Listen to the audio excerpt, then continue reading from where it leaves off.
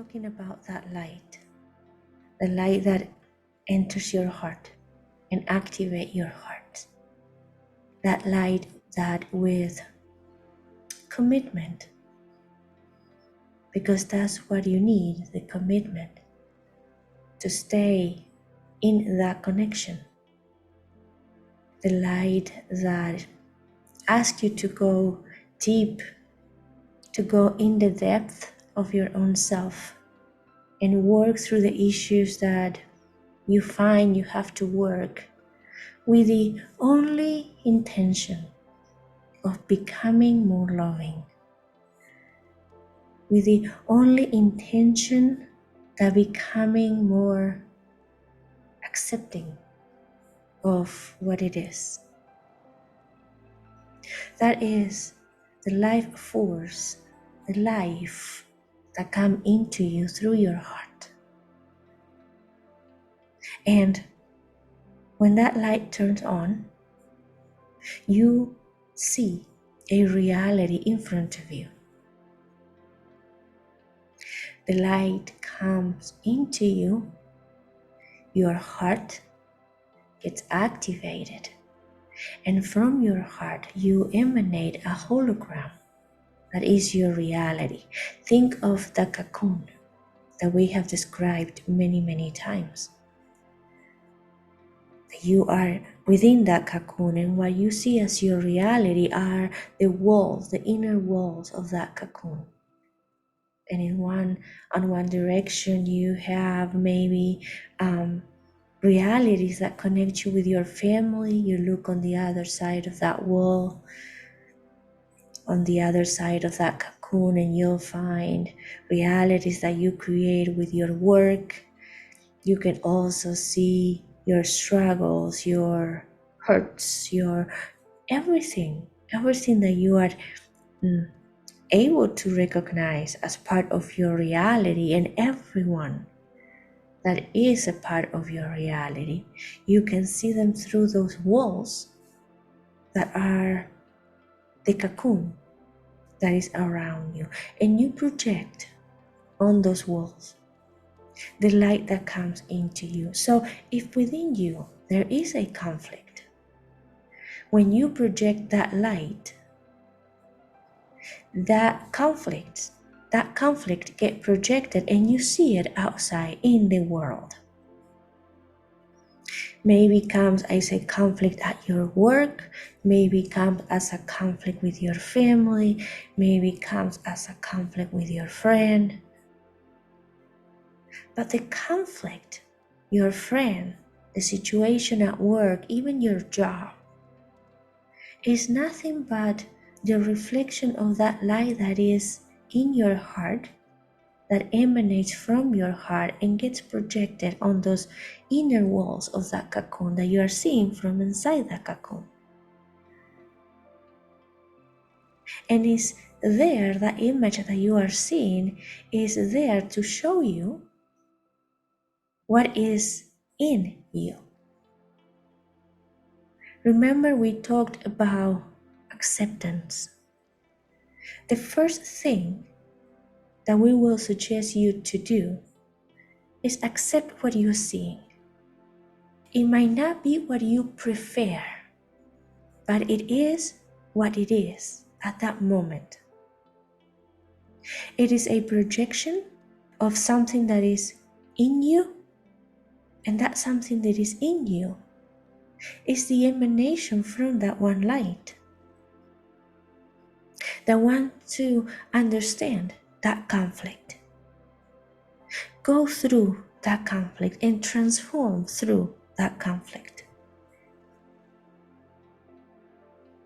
So in order for you to have options and figure how you want to navigate that conflict or that challenge, how do you want to transform yourself as you go through that conflict, you can see it projected in your reality.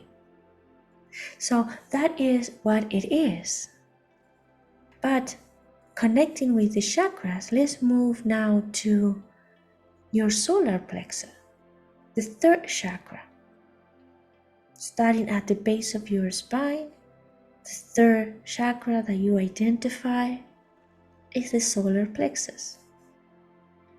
And that space is all about judgment. But remember, we talked in other conversations about loving judgment. Not the judgment when you point out a finger and find someone guilty, when you bring the concept of guilt, saying that someone is right, someone is wrong, and there is a need to confront, fight, or convince the other one. That's not the kind of judgment we are talking. We are talking about loving judgment, which is accepting what it is, but finding in what direction you want to change that. Because as you analyze any conflict in your life and you start trying ways of resolve that conflict, what's happening is you are discovering things about yourself. For example, you enter a home that you just bought, and it's not your favorite home, but it's the house that you could afford at that time in your life. So, yes, you can understand that you would prefer that home be different. Loving judgment is to love that home as it is, knowing that you'll have a project in front of you. Knowing that that home, that house, that space will give you plenty of opportunities and plenty of ways to change that space for you to understand what you like. So, think of the walls of that house being green, and you know that you don't feel comfortable around green. That you don't like those colors, but really you do not know what colors you like. So you paint everything red because you have an idea that red is what you like.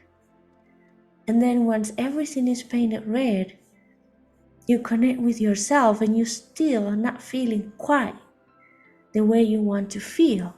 So you understand red is not it. The color of that house should not be red in order for you to be your full self. In order for you to be at peace and in enlightenment. So now you go with yellow. And you notice that with yellow, you feel maybe a little bit better. But not quite good, not quite perfect, not quite at peace yet. So now you painted gray. And when you paint the house gray, when you're done with it, you find that that's how you resonate. With that color, you feel at peace. That is it. So what happened is you see the walls of your home gray, but what you understand about yourself is that you feel good surrounded by gray. That creating a cocoon of color gray makes you feel good. So really, the house is giving you opportunities for you to understand something about yourself. And you're not getting mad at the color green or the color red or the color yellow. You are thankful because all those colors and all the time you spend painting your house gave you a path for you to understand what color you are aligned with. And that is, in a way, what life is inviting you to do. You have a conflict, and you have infinite ways to navigate that conflict. So do not judge yourself. Do not think of yourself guilty because you are in that conflict. Do not judge the other person bringing the conflict into your life, but connect with the situation and try ways to find peace within the conflict, to find peace with the other person. Try ways to transform yourself through the opportunities that that conflict is giving you, to find exactly at what place you want to be. And sometimes the place is accepting the other person how it is, and sometimes the place is walking away from that relationship. And you do what you have to do, but without pointing fingers and defining who is guilty, who is doing something wrong, what is right, what is wrong, why life is not perfect, what the other person is not perfect, why you are right and the other person is wrong. It's just what it is. So when you activate love in your heart, what you are is noticing what it is and accepting what it is and loving what it is.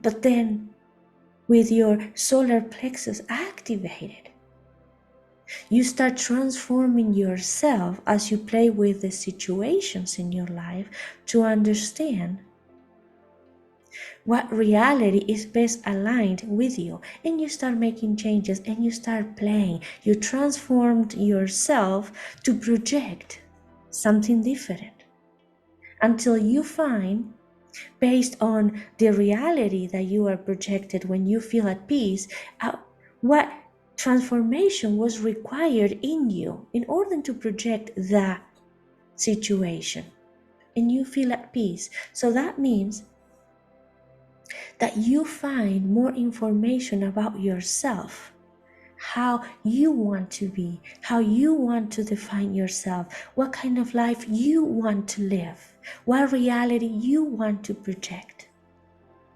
It all starts with accepting what it is, knowing that in your solar plexus you have the power to transform it infinite times until you find one spot, one way, one place, one color that makes you feel at peace.